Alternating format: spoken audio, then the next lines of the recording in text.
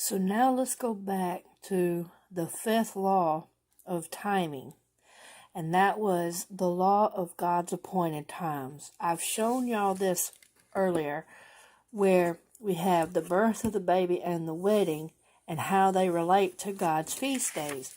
And I told you it goes full circle from Hanukkah to Hanukkah. Okay? The problem we run into is that if you look at the birth of a child, it shows you point blank from Hanukkah through Passover, down to Pentecost, all the way down to Hanukkah. All right? The problem we're going to run into is with the ancient Jewish wedding. We know how it relates to the ancient Jewish wedding from Hanukkah all the way down to Tabernacles, which is the actual wedding itself. What we don't know is, even though this is a rededication of our new temple to God, okay, that doesn't have anything to do with the ancient Jewish wedding. This is still a blank.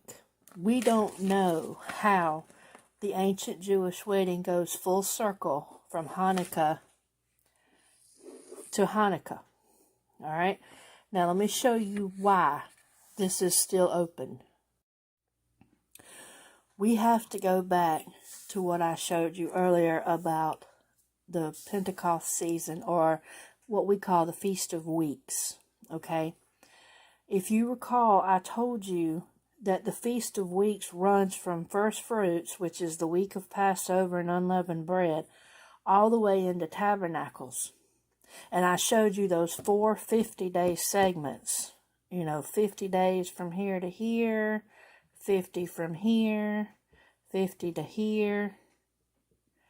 Okay? Now, the problem we're running into is that Jesus has already paid the bridal price. Moses has already received the covenant. The disciples received the gifts of the Holy Spirit. What we haven't had is the wedding of the Lamb. Okay? The problem we're running into is that Pentecost has now moved from here to here. So from Acts chapter 2 until now, Pentecost is being celebrated the week of Tabernacles. It's no longer being celebrated in the summer. Okay, we're not growing a harvest anymore. It's time for the ingathering. Okay, so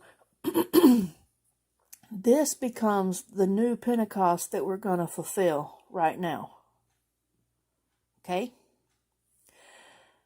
Because this is Tabernacles, and because Pentecost is running into Tabernacles, this now becomes Pentecost. So if you have Passover here, Pentecost is now here. We have to take Tabernacles and we have to bump it out. So Hanukkah becomes the new pseudo-tabernacles. Because you got to have 3 harvest cycles. If you look in the book of Leviticus, God told us there was a law of 3 harvest cycles. You've got to have 3 times a year that the Jewish men were required to appear in Jerusalem before God. They had to come at the week of Passover, which is first fruits, or unleavened bread. They had to come at Pentecost, and they had to come at Tabernacles. Those were the 3 times. Those are the 3 7-day feast periods. Okay? So because Pentecost is running into Tabernacles, and it's now the new Pentecost, then we have to have a third option, which becomes Hanukkah, the pseudo-tabernacles. So how do we know that Hanukkah became the new substitute for tabernacles? It's because of the abomination of desolation. It's because of the Maccabean revolt. It's because they could not celebrate tabernacles in the appropriate week, so they had to wait and celebrate it at Hanukkah. All right, this is what gives us our precedence, to take Pentecost and bump it out, This is what gives us our precedence to take tabernacles and bump it out to Hanukkah. So now the 3 required feasts where the men are required to report before God in Jerusalem become first fruits, the new Pentecost, which is the old tabernacles. It's still tabernacles, but it's being celebrated as Pentecost. And then we have Hanukkah.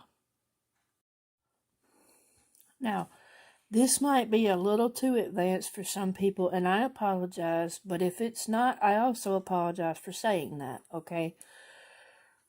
This is our week of tabernacles on God's true calendar, where we have Halloween up here at Feast of Trumpets. We have May 14th as our Passover.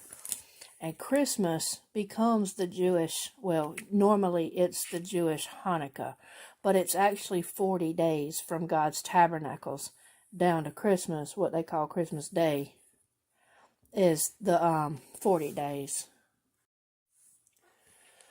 We know that Hanukkah plays a role in this, and I'm going to show you in the book of John where it plays a role in this. But if you go back to here, this is the 3rd month where Moses got to the mountain with the Israelites after they left Egypt.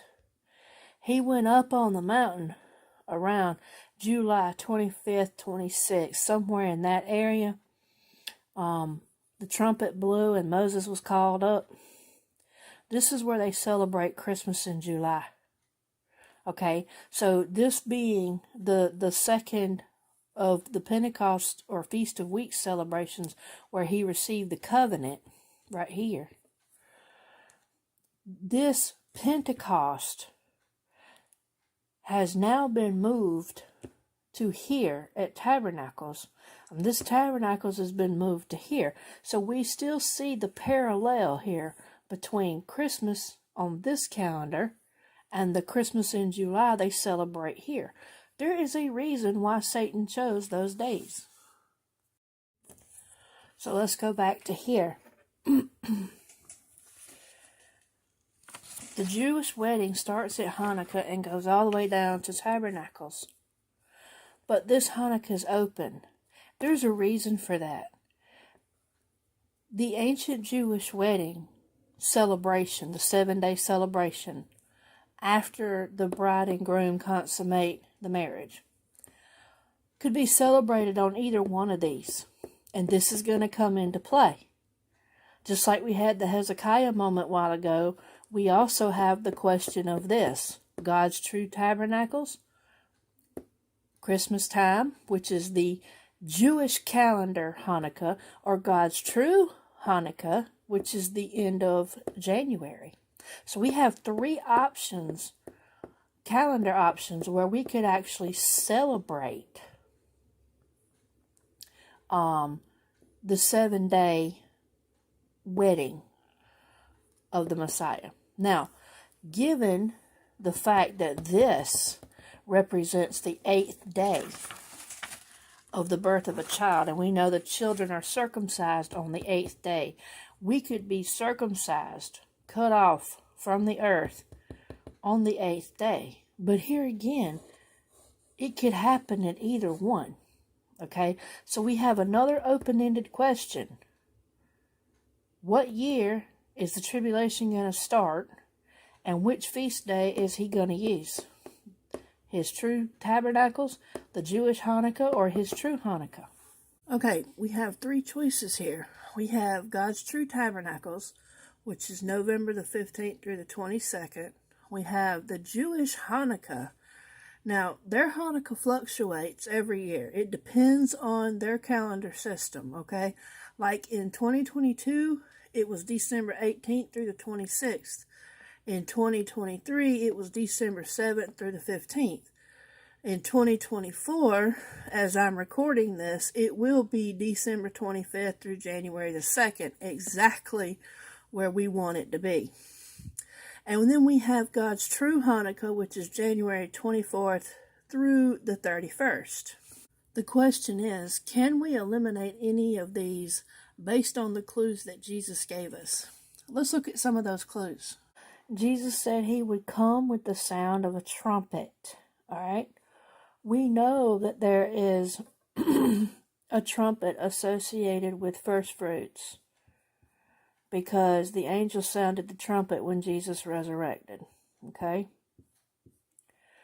We also know, well, we'll put this down as Passover or the resurrection. Okay? We also know that there is a trumpet associated with the Feast of Trumpets. Okay? And that's going to be associated with tabernacles. There's also a trumpet associated with Hanukkah, because I showed you that parallel a while ago to Christmas in July. Well, Moses was called up on the mountain with the voice of a trumpet. He said the Israelites said that God's voice sounded like a trumpet when Moses was called up on the mountain to receive the 10 Commandments. Okay? So those are the 3 times a year that the men were required to appear in Jerusalem. Passover or unleavened bread, Pentecost, which is now tabernacles, and we also see a trumpet at Hanukkah. Let's look at another clue.